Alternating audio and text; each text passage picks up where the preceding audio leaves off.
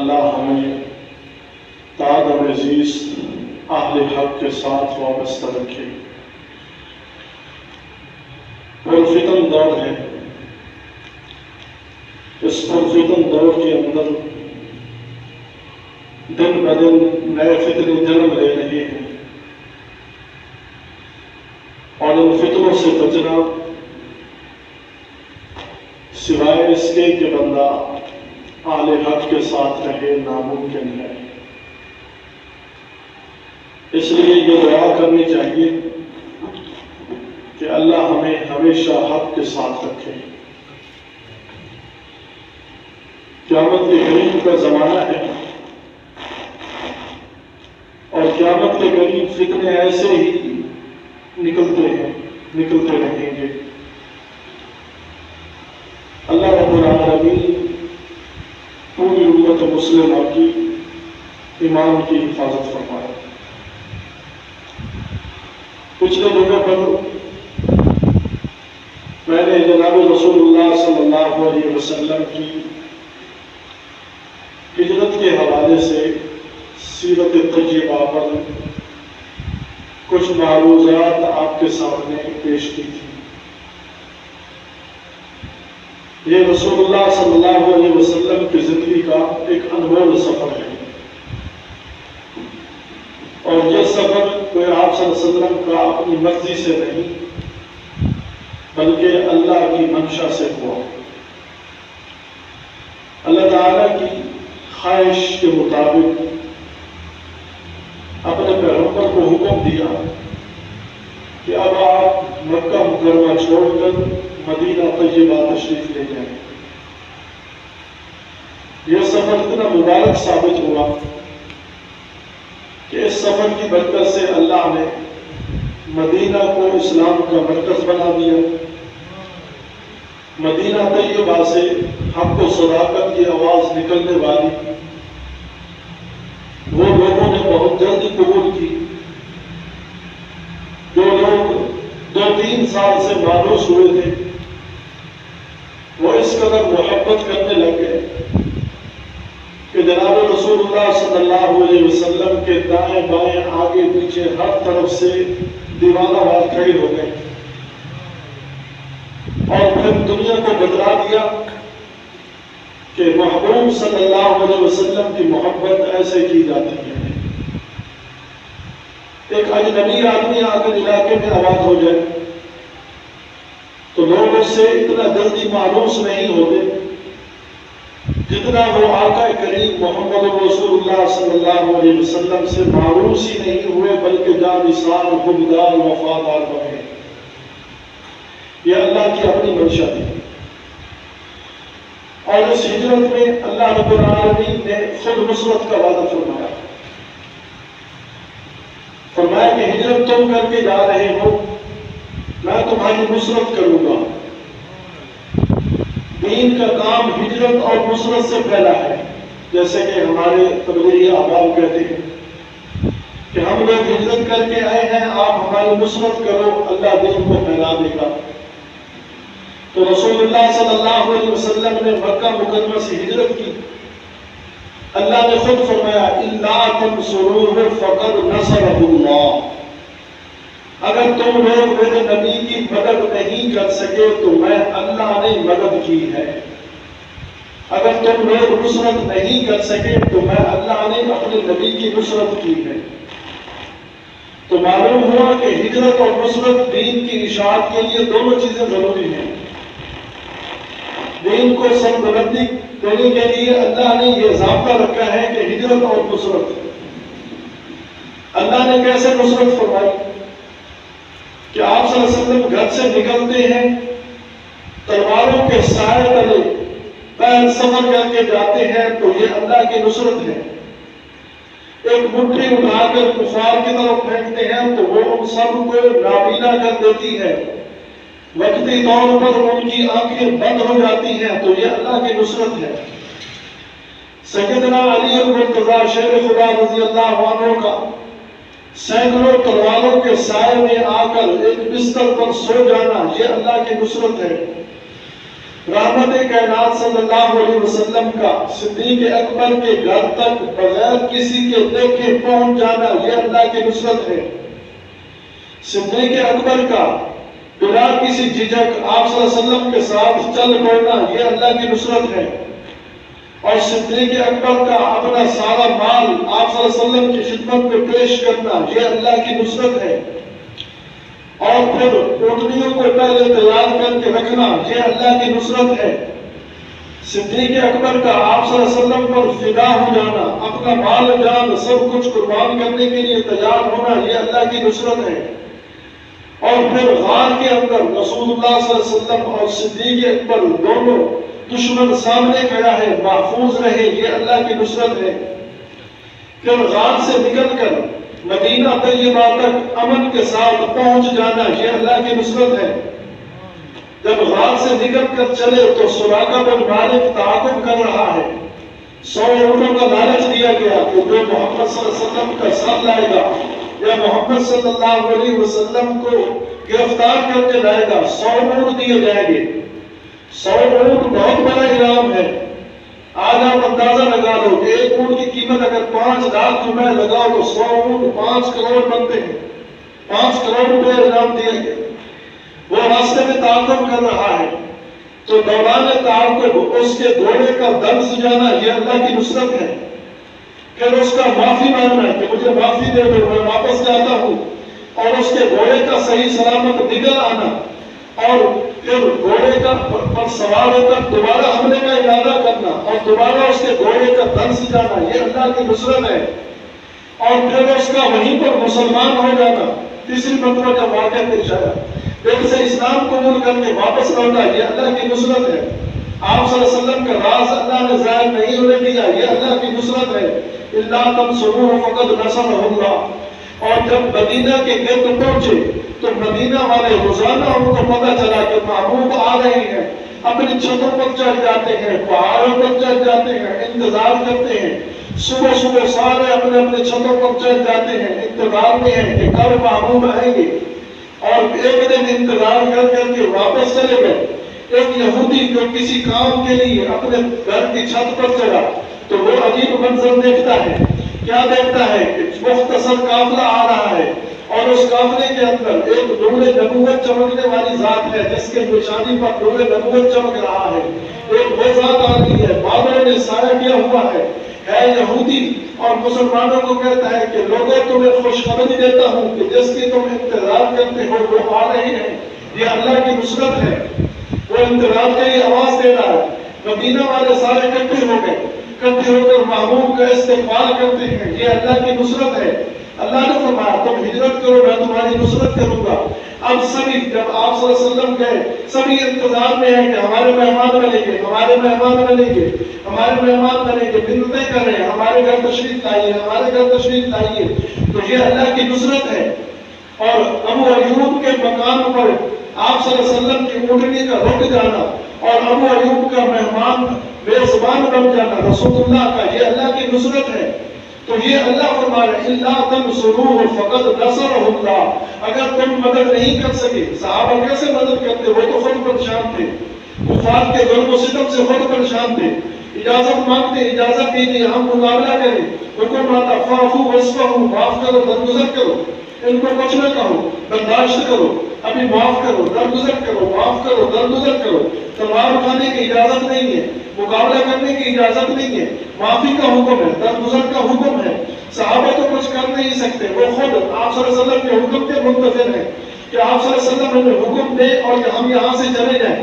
تو مدد کرنے سے قاصر ہوئے۔ اللہ نے فرمایا اگر یہ مدد نہیں کر رہے اور کر نہیں سکتے تو پریشان ہونے کی ضرورت نہیں۔ الا تنصروہ فقد نصرہ اللہ، میں اللہ اپنے محبوب کی مدد کر کے دکھاؤں گا اور مدد کر کے دکھائی۔ تو اللہ نے اس انداز سے اپنے محبوب کی مدد کی۔ اور پھر آپ صلی اللہ علیہ وسلم کو صدیق اکبر لے کر وہاں سے روانہ ہوئے۔ جب غار پر پہنچے تو پچھلی دفعہ یہاں تک ہم نے واقعہ پہنچایا تھا۔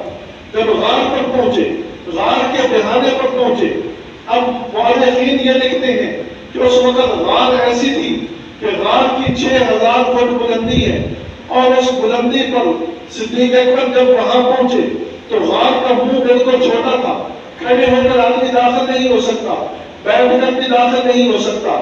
وہاں داخل ہونے کی صورت یہ تھی کہ پاؤں پہلے داخل کیے جائیں اور گھسٹ کر اندر جایا جائے۔ تو صدیق اکبر نے اپنے محبوب کو وہاں کھڑا کیا، کھڑا کر کے اندر تشریف لے گئے۔ اندر جا کر اپنا دوپٹہ پگڑی اتاری، اپنا یہ پگڑی اتار کر اس کے ٹکڑے ٹکڑے کر دیے، ٹکڑے ٹکڑے کر کے غار کے منہ بند کر دیے، جو خطرناک رستے تھے وہ سارے بند کر دیے۔ اب یہ اللہ کی نصرت ہے کہ صدیق کے دل کو اللہ نے محبوب پر فدا کر دیا۔ تو اللہ رب العالمین کی اس نصرت سے صدیق اکبر یہ کارنامہ انجام دے رہے ہیں۔ اور جب غار کی صفائی کر کے اپنے محبوب کو اندر لے کر گئے تو وہاں مفسرین فرماتے ہیں، محدثین فرماتے ہیں، مؤرخین فرماتے ہیں کہ صدیق اکبر نے جب نبوت کو اٹھایا تو اٹھانے کا انداز بڑا عجیب تھا کہ محبوب کو دونوں کندھوں پر بٹھا دیا، محبوب کو دونوں کندھوں پر اٹھا دیا۔ آپ صلی اللہ علیہ وسلم کا سینہ مبارک اور پیٹ مبارک صدیق کے سر سے لگ رہا ہے، اور آپ صلی اللہ علیہ وسلم کی ٹانگیں مبارک صدیق کے سینے پر لگی ہوئی ہیں، اور سر کو آپ صلی اللہ علیہ وسلم نے یوں پکڑا ہوا ہے۔ تو محبوب نے گویا کہ صدیق پر مکمل قبضہ کر لیا، محبوب نے ہر طرف سے صدیق کو گھیر لیا کہ کوئی کہیں سے حملہ آور نہ ہو جائے۔ صدیق کے سر پر ہاتھ رکھا، رحمت والا ہاتھ رکھا کہ یہ صدیق کا سر بھی میرے تابع ہے۔ جب سینے پر رحمت والی ٹانگیں رکھی تو اللہ نے اس سینے کو نور سے بھر دیا کہ رحمت کی ٹانگیں وہاں لگی ہیں۔ اور صدیق پر جب سواری کی تو بتلا دیا کہ نبوت کے بعد بار نبوت یہی صدیق اٹھائے گا، یہ بتلا دیا کہ نبوت کا بار یہی اٹھانے والا ہے۔ کیونکہ حضرت علی رضی اللہ عنہ ان کی بہت بڑی قربانی ہے کہ سینکڑوں تلواریں بیر ہیں، ایک لمحے کے لیے بیر نکلتے تو شہید کر دیے جاتے، اتنے خطرے کے اندر علی اور مرتضیٰ بستر پر سوئے ہوئے ہیں، لیکن رازدار نبوت نبی علیہ السلام کا رازدار جس کو نبوت کا بار اٹھانا تھا، محبوب نے فرمایا کہ اکیلے میرے ساتھ سفر کرو، ہو سکتا ہے اس سفر کے دوران ہو سکتا ہے دشمن مجھ پر حملہ کر دے اور میں کچھ آپ کو ایسی باتیں بتاؤں گا کہ میرے جانے کے بعد وہ آپ کے کام آئے گی، اس لیے تو اکیلے ساتھ لے کر چلے۔ اور اس کا اہل سمجھا کہ یہی اہل ہے میرے بعد بار نبوت اٹھانے کا، یہی اہل ہے میرے بعد، اگر مجھے کچھ ہو گیا تو یہ میرے غیر مقام کھڑا ہو جائے گا۔ تو صدیق اکبر نے وہاں آپ صلی اللہ علیہ وسلم کو کندھے پر اٹھایا، آپ صلی اللہ علیہ وسلم نے حسنین قریبین کو اپنے کندھے پر اٹھایا، ان کو شان مل گئی۔ اور نبوت کا بوجھ کتنا ہوتا ہے، جناب علی اور مرتضیٰ فرماتے ہیں ایک دن ایسا ہوا کہ میں رحمت کائنات کے گھر تشریف فرما تھا، میرے آقا بھی بیٹھے ہوئے تھے، آپ صلی اللہ علیہ وسلم کو اونگ تاری ہوئی، رحمت کائنات میرے ران پر لیٹ گئے، میرے یہاں سر رکھ کے سو گئے، اب یہاں سوئے ہوئے ہیں، بیدار ہوئے، بیداری کے عالم میں اللہ نے رابطہ قائم کیا، وحی کی کیفیت شروع ہو گئی۔ جب وحی کی کیفیت شروع ہوئی تو سخت سردی کے موسم میں بھی جب رحمت کائنات پر وحی آتی تو آپ صلی اللہ علیہ وسلم کے پیشانی مبارک سے قطرے ٹپکتے تھے، پسینے کے قطرے ٹپکتے تھے، پورا جسم پسینے سے شرابور ہو جاتا تھا۔ تو فرمایا کہ اتنا بوجھ مجھ پہ محسوس ہوا، مجھے یوں لگا کہ میرا یہ ران ٹوٹ جائے گا۔ یہ علی اور مرتضیٰ فرماتے ہیں آپ صلی اللہ علیہ وسلم اونٹنی پر سوار ہے، اونٹنی پر وحی کی کیفیت تاری ہوگی تو ایسے لگا کہ اونٹنی جو ہے نا وہ نیچے سے نکل جائے گی، اتنا بوجھ اس پر ہوا کہ وہ اونٹنی بولنے لگ گئی، وحی کا اتنا بڑا بوجھ ہے۔ تو حضرت علی فرماتے ہیں کہ میں نے آپ صلی اللہ علیہ وسلم کے سر کو اپنے ران پر رکھا ہوا تھا، مجھے ایسے محسوس ہوا کہ میرا ران ٹوٹ رہا ہے، اتنا بوجھ ہے۔ تو صدیق اکبر نے وہ نبوت کا بوجھ اٹھایا کیونکہ نبوت کے بعد ان پر بہت بڑا بوجھ پڑنے والا تھا۔ اب اس غار کے اندر نبی اور صدیق اکیلے بیٹھے ہیں، بار نبوت صدیق اٹھا رہا ہے، اور پھر اللہ تعالیٰ نے یہاں صدیق کے کندھے پر نبی کو سوار کر کے امت کو بتلا دیا کہ یہ خلیفہ بلا فصل ہوگا، امت کو بتلا دیا کہ یہ خلیفہ بلا فصل ہوگا اور کوئی ان کے درمیان نہیں ہوگا، میرے نبی کے بعد یہ مقام میں اس کو دینے والا ہوں، یہ بات میں ایسے نہیں کر رہا، میرے پاس اس بات پر دلیل ہے، میں دلیل سے بات کروں گا۔ اللہ نے قرآن میں فرمایا محمد رسول اللہ والذین معہ، یہ محمد میرا رسول ہے اور وہ جو اس کے ساتھ ہے۔ آپ تفسیر اٹھائیں، حضرت موجود ہیں ان سے پوچھیں، والذین معہ کا مصداق مفسرین فرماتے ہیں ابو بکر صدیق ہے، محمد کے بعد ابو بکر صدیق کا نمبر ہے. میں دلیل سے بات کر رہا ہوں. خلیفہ بلا فصل ابو بکر ہے. قرآن دوسرے مقام پر کہتا ہے اولئک الذین انعم اللہ علیہم من النبیین والصدیقین. جن لوگوں پر اللہ نے انعام فرمایا ان میں سے پہلا طبقہ نبیوں کا ہے, انبیاء کا ہے, اس کے بعد دوسرا طبقہ صدیقین کا ہے. اور آپ سب جانتے ہیں اس امت کا سب سے بڑا صدیق کون ہے؟ ابو بکر ہے. اس امت کا سب سے بڑا صدیق ابو بکر ہے. اللہ فرمانے میں نے سب سے پہلے اعلان کیا انبیاء پر, پھر صدیقین پر, تو نبی کے بعد نمبر بھی صدیق کا آتا ہے. تو اس میرے پاس دلیل ہے قرآن کی. قرآن کہتا ہے والذی جاء بالصدق وصدق بہ. قرآن کہتا ہے کہ ایک سچ لے آیا, دوسرے نے سچ کی تصدیق کی. سچ لے آنے والا کون ہے؟ نبی ہے. محمد صلی اللہ علیہ وسلم سچ لے کر آئے اور تصدیق کرنے والا وصدق بہ. اس آیت کا مصداق بھی ابو بکر صدیق ہے. قرآن کہتا ہے اس نے سب سے پہلے تصدیق کی, تو نبی کے بعد نمبر بھی ابو بکر کا ہے. تو اللہ نے نبوت کو صدیق کے کندھوں پر بٹھا کر یہ فاصلے ختم کر دیے. فرمایا کہ آپ یہ نہ کہنا کہ خلیفہ بلا فصل کوئی اور ہے. خلیفہ بلا فصل وہی ہے جو اس نے نبی کا بار اٹھایا اور نبی کے جانے کے بعد بار نبوت بھی یہی اٹھائے گا. جو نبوت کا بوجھ ہے یہی اٹھائے گا. نبی کے جانے کے بعد نبوت کی ذمہ داری بھی سب سے پہلے یہی اٹھائے گا. اب صدیق اکبر غار میں لے کر چلے گئے. اب دشمن پیچھے سے آ گیا, پوچھتا حضرت اسماء کو تکلیف تھی, پچھلے جمعے میں میں نے عرض کیا. اب وہ وہاں سے پہنچا, قدم وہ دیکھ رہے ہیں, قدم نبی اور صدیق کے قدم مل رہے ہیں. وہ ساتھ اس سواری کو ساتھ لے کر چل رہے ہیں جسے ہم کھوجی کہتے ہیں. کھوجی کو ساتھ لے کر چل رہے ہیں. اب جب اس غار کے قریب پہنچے تو وہاں کیا ہوا؟ وہاں دو قدم نہیں ایک قدم ہو گیا. دو قدم نہیں ایک قدم ہو گئے. اب وہ حیران ہوئے کہ پہلے تو دو تھے اب ایک ہو گئے. کیوں دو سے ایک ہوئے؟ اللہ نے فرمایا ثانی اثنین, دو میں سے دوسرا. اللہ نے فرمایا یہ دونوں ایک کرنے مقصود تھے. اب کھوجی کہتا ہے تم تو محمد کو تلاش کر رہے ہو صلی اللہ علیہ وسلم, تم تو محمد صلی اللہ علیہ وسلم کو تلاش کر رہے ہو. اس کا قدم تو آگے جاتا نہیں ہے, وہ یہاں نہیں گئے, یہ تو صرف ابو بکر کے قدم جا رہے ہیں. وہ سنا دی, وہ کھوجی کہتا ہے یہ تو صرف ابو بکر کے قدم جا رہا ہے, محمد کے قدم نہیں ہے. یہاں سے پیچھے ہٹو. ابو جہل تھا, وہ کہنے لگا نہیں پیچھے نہیں ہٹنا. اگر نبی کو تلاش کرنا ہے تو صدیق کو تلاش کرنا پڑے گا. دشمن کہتا ہے نبی کو تلاش کرنا ہے تو صدیق کو تلاش کرنا پڑے گا. یہ بات میں اپنی نہیں کر رہا, یہ اپنے علماء کی بات نقل کر رہا ہوں, اپنے ان مجتہدین کی بات نقل کر رہا ہوں جنہوں نے اجتہاد کر کے محنت کر کے ہمارے سامنے یہ باتیں رکھی ہیں. میری اپنی بات نہیں ہے, ان کی بات کر رہا ہوں, اپنے علماء حق کی بات کر رہا ہوں. وہ کہہ رہا ہے ابو جہل بھائی پیچھے نہیں ہٹنا. کیوں نہیں ہٹنا؟ کہ اگر نبی کو تلاش کرنا ہے تو صدیق کو ڈھونڈنا پڑے گا. دشمن بھی کہتا ہے, لیکن آج کا دشمن صدیق کو نبی سے جدا کرنا چاہتا ہے. وہ دشمن تھا لیکن اس کی دشمنی محمد صلی اللہ علیہ وسلم کی ذات سے نہیں تھی, نظریات سے تھی. وہ نظریاتی دشمن تھا, ذاتی دشمن نہیں تھا. نظریات سے دشمن تھی. ذاتی طور پر اگر دیکھنا چاہتے ہو تو جب میرے آقا نے اعلان نبوت کیا اس سے پہلے دیکھو, یہی آپ کے قدموں میں بیٹھتے ہیں, یہی صادق اور امین کہتے ہیں, یہی کہتے ہیں کہ اس سے بڑا اچھا انسان اس کائنات میں نہیں ہے. نظریاتی دشمن تھی, ذات پر حملہ نہیں کر رہے تھے. آج کا دشمن ذات پر بھی حملہ کرتا ہے, نظریات پر بھی حملہ کرتا ہے. یہ اس سے بڑا خطرناک دشمن ہے. تو کھوجی نے کہا نہیں بھائی میں تو آگے نہیں جاتا. انہوں نے کہا نہیں جانا پڑے گا, ہمارے ساتھ چل. تو صدیق نے تو نبوت کو اٹھا لیا تو قدم تو ایک ہی ہونا تھا. اللہ نے بھی ایک کر دیا. ثانی اثنین ذوبا فی الغار. اللہ فرما رہے کہ دو میں سے دوسرا صدیق تھا. ثانی اثنین ذوبا فی الغار, دو میں سے دوسرا تھا. تم کیسے اس سے ہٹ جاتے ہو؟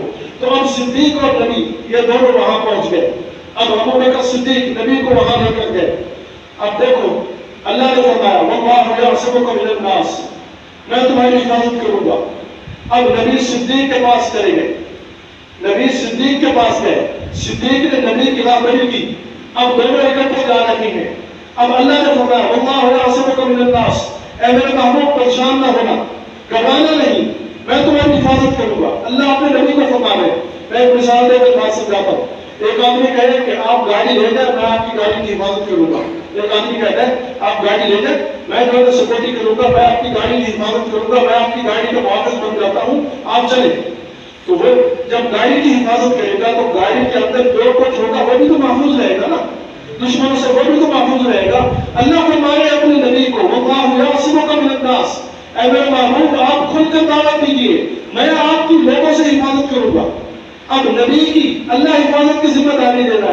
نبی کے ساتھ جو ہوگا اس کی حفاظت کون کر رہا ہے؟ وہ بھی اللہ کر رہا ہے. تو نبی کی حفاظت بھی، صدیق کی حفاظت بھی. اب غار کے اندر پہنچ گئے. اب ایک بہت بڑے مولوی نے واقعہ لکھا ہے. وہ کافر پہنچا ہے. اب کافر جب دہانے پر آئے، دہانے سے آنے سے پہلے اللہ نے حکم دیا بکری کو کہ ابھی یہاں جالا بنا دے.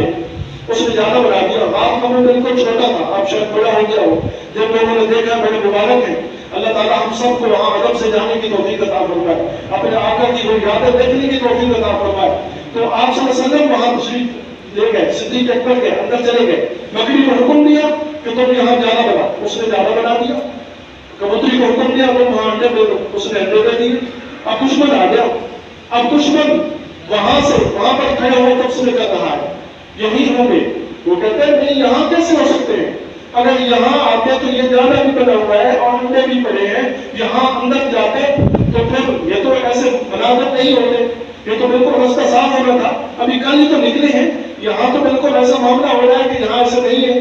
صدیق اکبر جب دو بیٹھے ہیں، وہ اندر بیٹھا ہو، ایک آدمی اندھیرے کے اندر بیٹھا ہو، دوسرا روشنی کے اندر ہو. اندھیرے والا روشنی والے کو بڑا آسانی دیکھ لیتا ہے.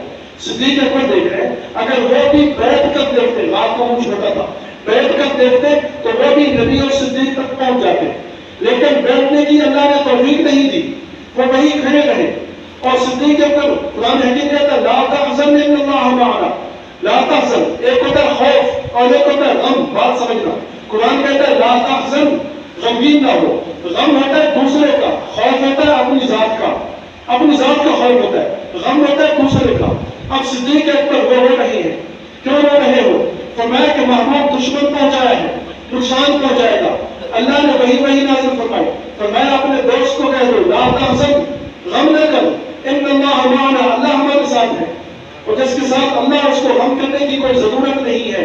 اللہ بھی ہمارے ساتھ ہو گیا. فرمایا غم نہ کر. اور ایک مولوی نے واقعہ نکالا کہ صدیق اکبر جب غمگین تھے، رو رہے تھے، تو رحمت کائنات کا وہاں ایک معجزہ ظاہر ہوا. معجزہ آپ صلی اللہ علیہ وسلم کا ایک معجزہ ظاہر ہوا. معجزہ خلق عادت سے ایک عجیب کام ہوتا ہے. عادت وہ کام نہیں ہوتا، لیکن اللہ جب چاہتے ہیں تو اپنے نبی کے ہاتھوں پر ظاہر کر دیتے ہیں. اور اولیاء اللہ کی کرامات ہوتی ہے، وہ بھی خلق عادت ہوتی ہے. عام آدمی وہ کام نہیں کر سکتے، لیکن وہ اللہ کے محتاج ہوتے ہیں. اللہ جب چاہتے ہیں تو وہ ہوتا ہے، اللہ نہیں چاہتے تو نہیں ہوتا. اللہ نے فرمایا انک لا تہدی من احببت ولکن اللہ یہدی من یشاء. اے میرے محبوب، جسے آپ چاہے ہدایت نہیں دے سکتے، لیکن اللہ جسے چاہتا ہے ہدایت دیتا ہے. جب ابو طالب کے لیے آپ صلی اللہ علیہ وسلم نے بہت زیادہ گر گرا کر دعا کی تو اللہ نے واضح فرما دیا انک لا تہدی من احببت ولکن اللہ یہدی من یشاء. اے میرے محبوب، آپ اس کو ہدایت پر نہیں لا سکتے، لیکن اللہ جسے چاہتا ہے ہدایت دیتا ہے. تو معجزہ بھی پیغمبر کے اختیار میں نہیں ہوتا، معجزہ بھی اللہ کی طرف سے ہوتا ہے. فرمایا صدیق ہم جو کر رہا ہے، ادھر پچھلی طرف دیکھ. ایک بہت بڑے معنی نے لکھا ہے، پچھلی طرف دیکھا تو اللہ نے غار کا دہانہ کھول دیا. غار کا دہانہ کھول دیا. اس غار کے اندر سمندر نظر آ رہا ہے. اس سمندر کے اندر ایک کشتی ہے. اس کشتی کے اوپر ایک ملاح بیٹھا ہے، اور وہ ملاح اس نے نظریں آپ صلی اللہ علیہ وسلم کی طرف لگائی ہوئی ہے. فرمایا کہ غم نہ کر، اگر یہ یہاں سے داخل ہوا تو وہ ہماری انتظار کر رہا ہے، وہ بڑا انتظار کر رہا ہے. ہم اس راستے سے چلے جائیں گے اور مدینہ طیبہ پہنچ جائیں گے. تو اللہ نے یہ معجزہ ظاہر فرمایا. صدیق اکبر کا غم ہلکا ہوا. جب غم ہلکا ہوا، دشمن وہاں تک آ چکا تھا. دشمن اس کو منہ کی کھانے پڑی، کچھ ملا نہیں، واپس جا رہے ہیں. اب کیا کریں؟ اب کچھ ملتا نہیں ہے. قدم بھی یہاں گم ہو جاتے ہیں، اندر کچھ ہے نہیں. آسان ایسے ہیں، یہ اللہ کی مدد ہے. اللہ تنصروہ فقد نصرہ اللہ. اللہ نے یوں مدد فرمائی، اللہ کی مدد ہوئی. تو دشمن چلا گیا. اب آپ صلی اللہ علیہ وسلم نے ارادہ کیا سے یہاں سے جائے، یہاں سے جانے کا، لیکن اللہ نے فرمایا نہیں، 3 راتیں یہاں گزارنی ہیں. 3 راتیں یہاں گزارنی ہیں. کیوں گزارنی ہے؟ کہ جو آپ کا ساتھ ہے نا، اس کی بھی کچھ خواہشات ہیں، اس کے بھی کچھ تمنائیں ہیں، وہ بھی میں پوری کرنا چاہتا ہوں. کیا تمنائیں ہیں؟ پچھلے جمعے پر میں نے اجمالی طور پر عرض کیا. صدیق اکبر نے 3 خواہشیں کی تھی. 3 خواہشیں. کون سی 3 خواہشیں؟ فرمایا اے میرے محبوب، مجھے اس دنیا میں 3 چیزیں بڑی محبوب ہیں. علامہ ابن سیوطی رحمۃ اللہ علیہ نے اپنی کتاب کے اندر بڑی تفصیل سے لکھا ہے. انہوں نے فرمایا کہ آقا عالم صلی اللہ علیہ وسلم نے ایک مجلس میں ارشاد فرمایا کہ میرے صحابہ، مجھے دنیا میں 3 چیزیں محبوب ہیں. فرمایا کون سی چیزیں محبوب ہیں؟ میرے آقا نے فرمایا کہ مجھے دنیا میں 3 چیزیں پسند ہیں. ایک چیز مجھے یہ پسند ہے کہ فرمایا کہ مجھے نماز بہت پسند ہے. میری آنکھوں کی ٹھنڈک نماز میں رکھ دی گئی ہے. اور دوسری چیز مجھے خوشبو بڑی پسند ہے. اور تیسری چیز فرمایا مجھے عورتیں بہت پسند ہیں. آپ صلی اللہ علیہ وسلم نے یہ 3 چیزیں پسند کی اظہار فرمائی. پھر صدیق اکبر کھڑے ہو گئے. فرمایا آقا اگر تمہیں یہ چیزیں پسند ہے تو مجھے بھی 3 چیزیں پسند ہیں. کون سی 3 چیزیں؟ فرمایا انفاق مالی علی عمل، آپ کا حکم ہو اور میں مال خرچ کروں. اور ایک دن ایسا ہوا صدیق اکبر اللہ کی بارگاہ میں بیٹھ کر رو کر دعائیں مانگ رہے ہیں. یا اللہ یہ میرا مال ہے اور آپ میرے آقا کے دل میں یہ بات ڈال دے کہ وہ میرے مال کو میرا مال نہ سمجھے، اپنا ذاتی مال سمجھے. کیوں کہ جو دینے والا ہوتا ہے نا، دینے والا اس کا ہاتھ اوپر ہوتا ہے. حدیث پاک کے اندر آتا ہے الید العلیٰ خیر من الید السفلیٰ، جو دینے والا ہوتا ہے نا اس کا ہاتھ اوپر ہوتا ہے. فرمایا یہ میرا مال ہے، اے اللہ میرے محمود کے دل میں یہ بات ڈال دے کہ وہ میرے مال کو میرا مال نہ سمجھے بلکہ اپنا ذاتی مال سمجھے. تو آپ صلی اللہ علیہ وسلم صدیق اکبر کے مال کو اپنا ذاتی مال سمجھتے تھے، ذاتی مال سمجھ کر خرچ کرتے تھے. تو فرمایا کہ اللہ میری خواہش ہے، میرے محبوب میری خواہش ہے کہ میرا مال آپ کے حکم پر قربان ہوتا جائے. اور پھر مال کو سب نے دیا. ایک گھر کا موقع آیا، حضرت فاروق اعظم رضی اللہ عنہ نے گھر کا آدھا مال دے دیا. گھر کے آدھے مال کو تقسیم کر کے آدھا لے کر آ گئے. عثمان غنی رضی اللہ عنہ نے پورے لشکر کا سامان فراہم کر دیا، انہوں نے بھی مال دیا. لیکن صدیق کے دینے کا انداز اور تھا، صدیق کے دینے کا انداز اور تھا. سبھی نے مال دیا، بہت بڑا ڈھیر لگ گیا. صدیق اکبر اتنی ایک پوڑی لائے، اتنی ایک پوڑی، اتنا زیادہ مال نہیں تھا، اتنی ہے. لیکن کیسے لائے کہ گھر کی دیواروں پر ہاتھ پھیر کر لائے کہ کوئی سوئی بھی باقی نہ رہ جائے. ایسے مال پیش کیا. اللہ نے اخلاص کو قبول کر لیا. اس سبھی مال کے اوپر میرے آقا نے اس پوڑی کو رکھ دیا. جتنا مال کا کمال ہے تبوک کے موقع پر میرے آقا نے رکھ دیا. تو فرمایا کہ مجھے مال دینا بڑا پسند ہے، یہ صدیق کی ادا بڑی پسند ہے. تو فرمایا کہ مال قبول ہو گیا. دوسری کون سی خواہش ہے؟ فرمایا کہ میرا سارے گھر والے آپ کی خدمت میں رہیں. حضرت اسماء خدمت کر رہی ہے، آپ کے بیٹے خدمت کر رہے ہیں، غلام خدمت کر رہے ہیں. اور پھر اللہ نے انعام کیا دیا، اللہ نے 4 نسلوں میں صحابیت رکھ دی. 4 نسلیں صدیق کی صحابی بن گئی. والد صحابی، خود صحابی، بیٹے صحابی، اور پھر پوتے صحابی، نواسے صحابی. اللہ نے 4 نسلوں میں صحابیت کا انعام دے دیا. اور یہ اعزاز کسی اور صحابی کو نہیں ملا. اور تیسرا فرمایا کہ آپ کا چہرہ ہو اور میں بار بار دیکھتا رہوں. آپ کا چہرے کا دیدار کرنا مجھے بڑا پسند ہے. اللہ نے فرمایا یہی نہ ہو، اب صدیق کو دیدار کرنے دو، اب صدیق کو دیدار کرنے دو، اس کی یہ خواہش پوری کرنے دو. فرمایا کہ جب صدیق آپ کو محبوب بنا چکا ہے تو محب کی خواہش ہوتی ہے کہ محبوب کو اکیلے بیٹھ کر دیکھے اور خوب دیکھے. آدم علیہ السلام کو فرمایا کہ آدم تو نے میرا دیدار کرنا ہے نا، تجھے مجھ سے محبت ہے تو پھر عرفات کے میدان میں اکیلے آ. اب آدم علیہ السلام کو جنت سے اتارا گیا، جنت سے اتارا گیا، سری لنکا کے اندر تعلیم کر کے سری لنکا کے اندر اتارا گیا. سفر کرتے کرتے عرفات کے میدان کے اندر اکیلے فرمایا، کیونکہ محبوب کو جب ملنا ہو تو تنہائی چاہیے. فرمایا کہ آدم علیہ السلام تو عرفات کے اندر آ، تجھے تنہائی میں ملاقات کروں گا. نوح علیہ السلام، ہاں میں نوح اگر میری محبت چاہتا ہے تو پھر میں تو اسے یہ سارے جدا کر دوں گا. تنہائی میں بیٹھ کر میری ملاقات کر.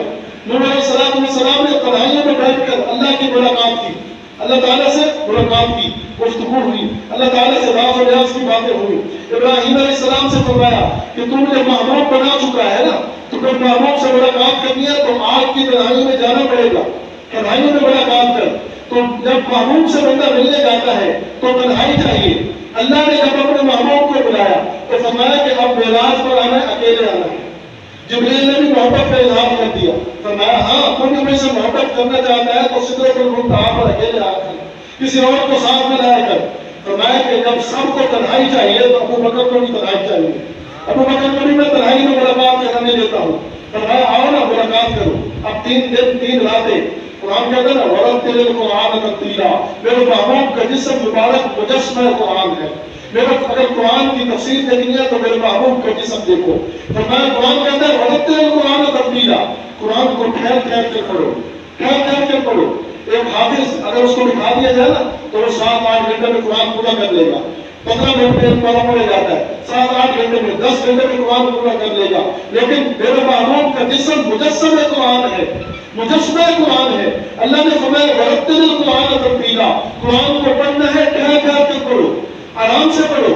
فرمایا اس نے دیدار کرنا ہے 3 دن اور 3 راتیں اس قرآن کا دیدار کرتا رہے 3 راتیں اور 3 دن رتل القرآن ترتیلا ایسا ایسا بڑے مزے سے دیدار کرے گا تو اللہ نے صدیق کے لیے مسخر کر دیا فرمایا 3 دن اور 3 راتیں دیدار کرے اور خوب کرے تو دیدار کے مزے اٹھے اپنے محبوب کے پاس بیٹھ کر محبت محبوب کی باتیں کرتے رہے تو اللہ تعالیٰ نے یہ صدیق کو اعزاز عطا فرمایا یہ ہجرت کا واقعہ آگے باقی ہے لیکن